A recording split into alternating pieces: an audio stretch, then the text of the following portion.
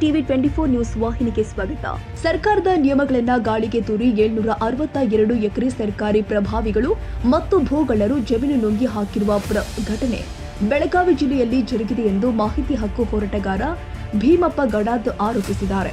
ಗುರುವಾರ ಸಂಜೆ ಬೆಳಗಾವಿಯಲ್ಲಿ ಮಾತನಾಡಿದ್ರು, ಎಷ್ಟೊಂದು ದೊಡ್ಡ ಹಗರಣ ನಡೆದರೂ ಜಿಲ್ಲಾಡಳಿತ ಕಣ್ಮುಚ್ಚಿ ಕುಳಿತಿದೆ. ಇದು ರಾಜ್ಯದಲ್ಲಿಯೇ ಅತಿ ದೊಡ್ಡ ಭೂ ಹಗರಣವಾಗಿದೆ ಎಂದಿದ್ದಾರೆ. ಖಾನಾಪುರ ತಾಲೂಕಿನ ಜಾಂಬೋಟಿ ಗ್ರಾಮದಲ್ಲಿಯೂ ಅಧಿಕಾರಿಗಳ ಕುಮ್ಮಕ್ಕಿನಿಂದ ಭೂಗಳ್ಳತನ ನಡೆದಿದೆ ಎಂದು ಮಾಹಿತಿ ಹಕ್ಕು ಹೋರಾಟಗಾರ ಭೀಮಪ್ಪ ಗಡಾದ್ ಆರೋಪಿಸಿದ್ದಾರೆ.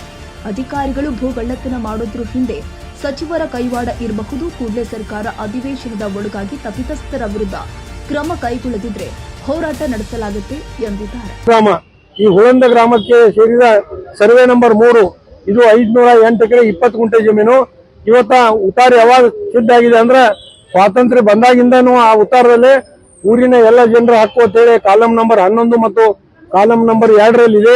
ಇವಾಗ ಮಣ್ಣಿ ತಾನೇ ನಮ್ಮ ಬೆಳಗಾವಿ ಖಾನಾಪುರ ತಹಸೀಲ್ದಾರ್ ಏನ್ ಮಾಡಿದಾರಪ್ಪ ಅಂದ್ರ ಆ ಊರಿನ ಎಲ್ಲ ಜನರ ಹಕ್ಕನ್ನು ಕಿತ್ತು ಹಾಕಿ ಅಲ್ಲಿ ಗಾವಡೆ ಏನೇನು ಸಾಕಷ್ಟು ಜನರ ಹೆಸರು ಹಾಕಿ ಹಕ್ಕು ಬದಲಾವಣೆ ಮಾಡಿಬಿಟ್ಟಿದ್ದಾರೆ. ಇನ್ನು ಮುಂದೆ ಹೋಗಿ ಅವರು ಆ ಉತ್ತಾರದಲ್ಲಿ ಯಾರ್ದಾರ ಜಮೀನು ಬೇಕಾದವ್ರು ಮಾಡ್ಕೊಳ್ಳುವಂತ ಒಂದು ಪರಿಸ್ಥಿತಿ ನಿರ್ಮಾಣ ಮಾಡಿದ್ದಾರೆ. ಇಲ್ಲಿ ಗಮನಿಸಬೇಕಾದ ಮುಖ್ಯ ಅಂಶ ಅಂದ್ರೆ ಸುಮಾರು 762 ಎಕರೆ ಸರ್ಕಾರ ಆಸ್ತಿಯನ್ನ ರಕ್ಷಣೆ ಮಾಡಬೇಕಾದಂತ ಅಧಿಕಾರಿಗಳೇ ಇವತ್ತ ಆ ಸರ್ಕಾರ ಆಸ್ತಿಯನ್ನ ತಿನ್ಲಿಕ್ಕೆ ಭೂಗಳ್ಳರಾಗಿ ಬಿಟ್ಟಿದ್ದಾರೆ. ಅಂದ್ರೆ ಇವ್ರಿಗೆ ರಾಜಕೀಯ ಅಥವಾ ಸಚಿವರ ಕೈವಾಡ ಇವ್ರಿಗೆ ಬೆಂಬಲ ಇದಿದೆ ಅಂತ ಇದ್ರಾಗೆ ಹೇಳಿಕ್ ಬಯಸ್ತಾ ಇದ್ದೀನಿ. ಈ ರಾಯಬಾಗ್ ತಾಲೂಕಿಗೆ ಸಂಬಂಧಪಟ್ಟಂತೆ 1 ತಿಂಗಳಾಯ್ತು ಇವತ್ತು ನಾವು ಮನವಿ ಕೊಟ್ಟ ಯಾವುದೂ ಕ್ರಮ ಇಲ್ಲ. ಇನ್ನ ಕಾಗದ ಓಡಾಡ್ತಾವ್ ನಮ್ಮನ್ನ ಕೇಳ್ತಾರೆ ಪೇಪರ್ ಚೇಂಜ್ ತಗೊಂಡ್ಬರುತ್ತೇಳಿ.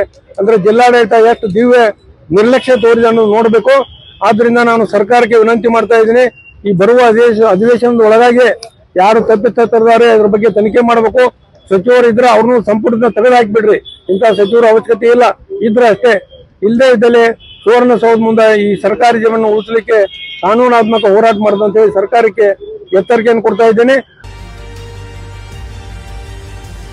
ಕನ್ನಡಿಗರ ಮೆಚ್ಚಿನ ನಿಮ್ಮ ಟಿವಿ 24 ಕನ್ನಡ ನ್ಯೂಸ್ ವಾಹಿನಿ ಇದೀಗ ಟಿವಿಯಲ್ಲಿ ಲಭ್ಯ.